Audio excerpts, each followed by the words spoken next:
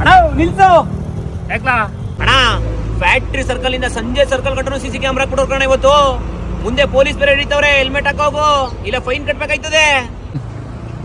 ಬಿಡಾಲೆ ನಾನ್ ಕಾಣದೇ ಇರೋ ಜಾಗವೇ ಸಂಗ್ ಬಂದಿಲ್ ಹೋಗಿದ್ ಬರ್ತೀನಿ. ಅದ್ ಹೆಂಗ್ ಹಿಡ್ದಾರೆ ಹಿಡೀಲಿ ನೋಡ್ತೀನಿ ಆಮೇಲೆ. ಬಂದ್ರ ಇಲ್ಲಿ ಏನಣ್ಣ CCTV ಕ್ಯಾಮ್ರಾ ಹಾಕವ್ರೆ, ಪೊಲೀಸ್ನವ್ರು ಹಿಡಿತವ್ರೆ ಅಂತ ಹೆಲ್ಮೆಟ್ ಹಾಕೋಬೇಡ್ರಪ್ಪ.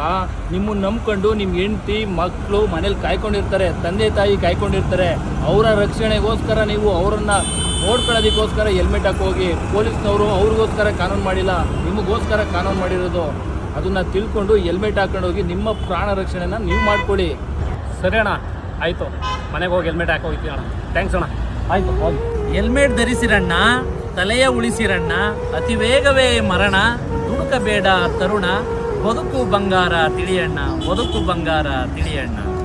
ಹೆಲ್ಮೆಟ್ ಬಳಸಿ ನಿಮ್ಮ ಜೀವನ ರಕ್ಷಣೆ ಮಾಡಿಕೊಳ್ಳಿ.